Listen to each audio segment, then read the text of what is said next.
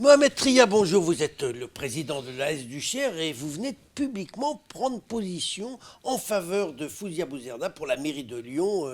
Est-ce que vous ne devriez pas d'abord vous occuper de faire gagner votre équipe avant de vous occuper de politique? Bon, écoutez, je pense que c'est pas incompatible. On peut tout à fait avoir une vie associative extrêmement dense et avoir une vision pour sa ville et sa métropole. C'est pas incompatible. Sinon, les choses deviendraient très compliquées parce que si chacun devait s'occuper uniquement de son activité principale, ça serait un peu plus gênant. Bon, alors Mohamed Tria, plus sérieusement, en quoi Fouzia Bouzerda vous paraît la mieux placée pour briguer la succession de Gérard Collomb à la mairie de Lyon? J'ai appris à connaître Fouzia. Je connais Fouzia depuis 4 5 ans. Euh, j'ai le sentiment qu'on a besoin d'un message de modernité aujourd'hui. Et Fouzia, elle accompagne ce message de modernité. C'est une femme d'abord compétente, une femme qui a construit sa vie en dehors de la politique, parce qu'elle a son cabinet d'avocat aujourd'hui qui lui permet de vivre. Demain, elle peut quitter la politique sans problème. Et d'ailleurs, la politique la pénalise sur le développement de son cabinet, donc elle a un engagement aussi fort auprès des personnes. Et c'est surtout un message de compétence. Moi, j'ai été très étonné à travers mon réseau de partenaires du club de foot de la Duchère, où beaucoup d'entreprises travaillent auprès du Citral, et le nombre de chefs d'entreprise qui me disent que Fouzia est d'une grande compétence et que même certains, hier soir, m'ont dit que c'était peut-être une des plus grandes présidentes qu'a connue le Citral. Ah bah, vous dites donc, vous êtes dans le rôle de Cyril de Godas parfait là en ce moment. Bah écoutez, je ne sais pas si reconnaître le talent des gens, c'est cirer les pompes. Alors je veux bien cirer les pompes de Fouzia. Dites-moi, Mohamed Tria, pour l'instant, Gérard Collomb n'a pas tranché en faveur de Fouzia Bouzerda. Si d'aventure il choisit une ou un autre candidat, qu'est-ce que vous allez faire? Bah, je verrai ce que je ferai. Mais en tous les cas, pour l'instant, je me mets plutôt dans un schéma pour essayer de faire en sorte que Fouzia soit cette personne qui sera retenue pour être maire de Lyon. Alors, vous lisez la presse comme moi, vous avez vu Le Monde. Thomas Rudigoz, le député, votre député, puisque vous êtes dans sa circonscription, a dit que Fouzia Bouzerda est là, je cite, faillotte de service de l'équipe Collomb. Est-ce que c'est grâce à cela qu'elle obtient beaucoup de choses? Et c'est ce qu'il dit, lui, puisque c'est vrai qu'elle est adjointe au maire de Lyon, elle est vice-présidente de la métropole, elle est présidente du Citral. Vous répondez quoi à ça? Je crois que les querelles fratricides sont toujours des querelles compliquées parce qu'on a tendance à retenir ses coups contre ses enfants ou ses cousins. C'est toujours un peu compliqué. Après, venant de Thomas Rudigoz, qui est un... pour connaître un petit peu son parcours de vie et son parcours professionnel autour de la politique, je trouve que c'est un très beau compliment qu'il a pu faire à Fouzia, parce que je pense que c'est quelqu'un qui s'y connaît vraiment en cirage de pompe. Ah donc, c'est un spécialiste qui s'est exprimé. Ah, je pense que c'est quelqu'un qui, quand on regarde son parcours en tant que député ou autre, moi j'ai souvenir il y a 2 ans de voir Thomas Rudigoz très très proche de la famille Collomb, très très proche. D'ailleurs, allons même jusqu'à faire quelques gardiens d'enfants de temps en temps. Et je trouve que, venant de Thomas, sincèrement, je trouve que c'est un très beau compliment. Bah, dites-moi, Mohamed Tria. Bon, aujourd'hui, vous en avez parlé à l'instant des guerres fratricides. Il y a une guerre à outrance entre Kimmelfeld, l'équipe Kimmelfeld, l'équipe Collomb.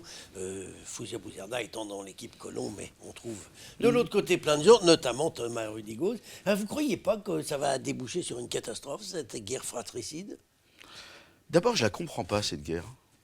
Très sincèrement, je la comprends pas et je pense que beaucoup de Lyonnais ne la comprennent pas. Qu'il y ait des scissions, c'est des scissions politiques. Vous avez des personnes qui ont voté à bras levés avec les 2 bras pendant 20 ans la gouvernance de Gérard Collomb et qui du jour au lendemain font scission parce que Gérard est méchant. Ah, c'est pas un type très sympathique. Vous pensez qu'on peut créer une métropole à l'échelle de Lyon et en faire être un précurseur dans la construction d'une telle métropole, de rénover une ville comme Lyon en étant un béni oui-oui, un homme gentil? Vous pensez qu'on y arrive comme ça? Forcément. Forcément, vous faites des insatisfaits. Vous savez, moi j'ai connu cette équipe et c'est pour ça que ça me touche beaucoup, très sincèrement, et je suis sincère sur mes propos. Et quand je dis guerre fratricide, et je le ressens comme ça, j'ai pas compris cette scission. J'ai pas compris. Moi je pense que Colomb avait positionné David à la métropole et Georges à la mairie. C'est une forme de reconnaissance aussi de leur travail et ils étaient sur une trajectoire qui aurait fait avec patience peut-être que les choses auraient pu se faire autrement. Mais je ne comprends pas cette scission. J'ai pas entendu un message politique m'expliquant pourquoi ils se séparent. Après, qu'il y ait des querelles d'hommes, c'est possible. Qu'on génère des aigreurs, c'est possible. Mais je ne comprends pas. Moi, pendant 20 ans, j'ai vu tous ces acteurs-là accompagner Gérard et voter toutes les décisions de Gérard Collomb sans rechigner. Et il suffit d'un passage à Paris pour que subitement on découvre que Gérard est peut-être un peu tyrannique et qu'il n'est pas très gentil. Vous pensez que c'est un bon argument? Ah, mais je vous écoute avec attention, hein. Ce soir, vous organisez ces fameuses, la traditionnelle soirée des partenaires de l'AS du Cher. Est-ce que vous allez en profiter pour mettre en valeur votre nouvelle protégée, Fouzia Bouzerda? Et est-ce que vous avez invité David Kimmelfeld, Georges Kepenekian, ou est-ce qu'il n'y aura que le clan Colomb? Non, non, j'ai invité tout le monde. J'ai invité la région. Peut-être que M. Blanc sera parmi nous aussi. Non, non, non, non. Moi, j'ai un engagement aujourd'hui autour de Fouzia parce que je vais vous dire quelque chose. Il est temps que la République reconnaisse tous ses enfants, même les plus méritants. Et je pense qu'aujourd'hui, on a l'opportunité, à travers une personne qui dégage ce message de modernité, ce message de qualité et de talent. On a besoin d'avoir quelqu'un qui, aujourd'hui, nous envoie ce message-là. Vous savez, on est dans une société chahutée aujourd'hui. Et pourquoi je tends plus vers Gérard Collomb que vers David Kimmelfeld? D'une part, parce que je ne comprends pas les raisons de cette scission, mais je pense aussi qu'on a besoin d'expérience dans la période où on est. On a besoin de quelqu'un qui a le recul nécessaire, qui a besoin aujourd'hui de nous accompagner sur les 6 années qui viennent, qui sont très chahutées socialement. Donc ça signifie que Gérard Collomb, encore dans 3, 4, 5 mandats, il pourra continuer parce qu'il aura de plus en plus d'expérience? Non, non, non, je pense qu'il faut pas caricaturer. Le renouvellement, vous n'êtes pas pour? Non, c'est pas le moment. C'est pas le moment. C'est pas le moment. Avant de nous quitter, simplement un petit mot. Fouzia Bouzerda, pour l'instant, elle est créditée 2% dans les sondages. C'est quand même pas beaucoup, surtout que ça bouge pas. Qu'est-ce que vous envisagez? D'aller à Lourdes, faire un pèlerinage pour qu'il y ait un miracle? D'abord, je vais vous envoyer un message à vous. Je pense qu'il faut arrêter de sonder.